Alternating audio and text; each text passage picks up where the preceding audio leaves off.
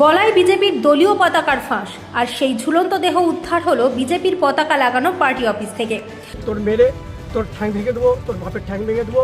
আমাদের চ্যানেলে সম্প্রচারিত বক্তব্য সম্পূর্ণভাবে বক্তার ব্যক্তিগত মতামত। এর জন্য চ্যানেল কর্তৃপক্ষ কোনোভাবেই দায়ী নয়। এই চ্যানেলে প্রকাশিত কোনো অনুষ্ঠানই ক্ষতিকারক বা অবৈধ কার্যকলাপকে সমর্থন বা প্রচার করে না। সম্প্রচারিত প্রতিটি অনুষ্ঠান শুধুমাত্র শিক্ষামূলক ও তথ্যভিত্তিক উদ্দেশ্যে তৈরি করা হয়েছে। শনিবার সকালে বর্ধমানের নেরোদিঘি এলাকায় এই ঘটনাকে ঘিরে ছড়ায় ব্যাপক চাঞ্চল্য। মৃত যুবকের নাম শফিক, কিন্তু কি এমন ঘটেছিল যার জেরে এই মর্মান্তিক পরিণতি?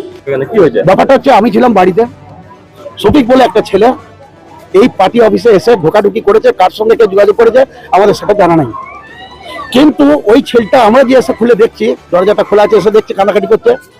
দেখছি হাঁটুকের টেবিলের উপর বসে আছে, সাইডে ফুলদানি আছে, একটা চেয়ারের মধ্যে, সোফার মধ্যে সেখানে মোবাইলটা চলছে।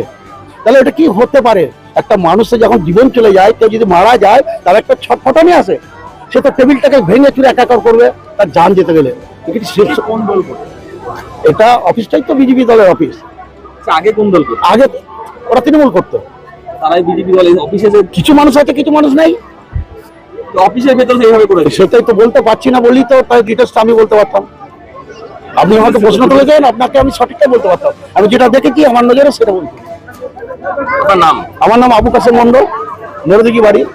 স্থানীয় সূত্রে জানা যায়, দীর্ঘদিন ধরে এলাকায় তৃণমূলের একটি পার্টি অফিস ছিল। তবে রাজ্যে রাজনৈতিক পালাবদলের পর সেই অফিস বিজেপির দখলে চলে যায়, আর ঠিক সেই পার্টি অফিস থেকে উদ্ধার হয় শফিকের ঝুলন্ত দেহ। খবর পেয়ে ঘটনাস্থলে পৌঁছায় বর্ধমান সদর থানার পুলিশ। দেহ উদ্ধার করে ময়নাতদন্তের জন্য পাঠানো হয়। ঘটনার পর থেকেই উঠতে শুরু করেছে একের পর এক বিস্ফোরক অভিযোগ।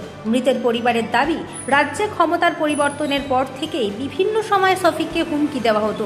শুধু তাই নয়, পরিবারের সদস্যদেরও ভয় দেখানো হতো বলে অভিযোগ। টিএমসি দল ছিল, যেমনি হেরে গেল তেমনি সব পালিয়ে গেল। তারপরে কিছু কিছু করে লোক আসতে লাগলো, দিয়ে আসার পরে রাত 12টার সময়, কালকে 12টার সময় আমার ছেলেকে হুমকি দেখাচ্ছে যে তোর মেরে তোর ঠ্যাং ভেঙে দেবো, তোর বাপের ঠ্যাং ভেঙে দেবো। এইগুলো নাম বলছি, বিলাত, টোটন, রকি, আনিস, এরা সব দল মেলে ছিল। এবং সানায় খোকা ছিল, সানাইও ছিল, এবং জাদ্দিনও ছিল। সব হুমকি দিয়ে গেছে যে মেরে করে দেবো। এই আমার বিরুদ্ধ পার্টি, আমার ওখানে একটা 30 কাঠা জায়গা আছে, ঘিরা আছে, ঘর ফল সব আছে। খোদানি আছে ছেলেদের, এরা যেগুলো নাম এরা টিএমসি দল করে। আমি সমর্থন করতাম, কিন্তু আমি যখন আমার মারধর করলো, আমরা সাইড হয়ে গেলাম। তারপরে সুরজ হচ্ছে মেন, সুরজ হচ্ছে আমার ছেলেকে খুব মার মেরেছিল। আমরা যখন মার খেয়েছিলাম 6 মাস আগে, তখন থেকে আমরা ওই দলের দিকে ভালো সমর্থন করি না।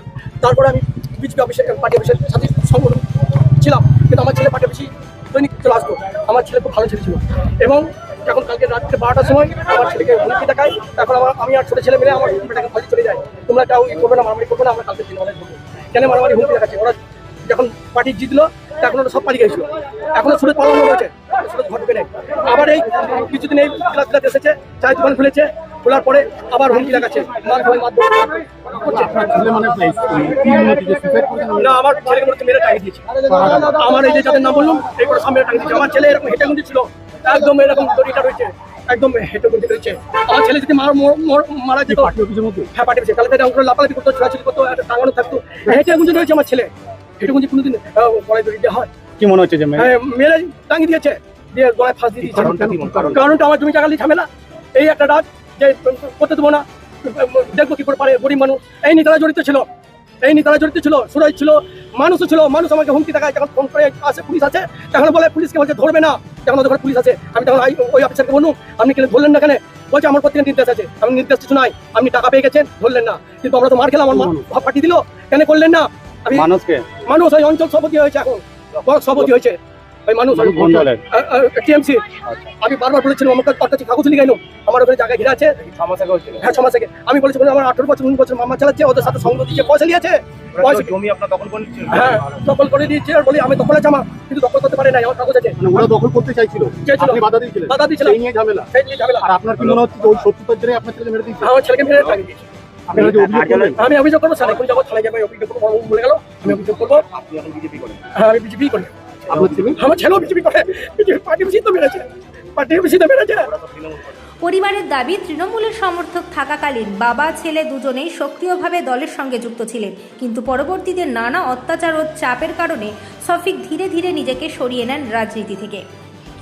পরিবার সূত্রে আরও জানা যায়, বৃহস্পতিবারও নাকি তাকে মারধরের হুমকি দেওয়া হয়েছিল। এরপরই শনিবার সকালে বিজেপির পতাকা লাগানো পার্টি অফিস থেকে তার ঝুলন্ত দেহ উদ্ধারের ঘটনায় নতুন করে উত্তেজনা ছড়িয়েছে এলাকায়। তবে এই মৃত্যুর নেপথ্যে শুধুই আত্মহত্যা নাকি রয়েছে অন্য কোনো রহস্য, উঠছে একাধিক প্রশ্ন। ঘটনায় শোকের ছায়া নেমে এসেছে পরিবারে, আর পুরো ঘটনাকে কেন্দ্র করে রাজনৈতিক মহলেও শুরু হয়েছে চাপানোতর। Bureau report, memory update news.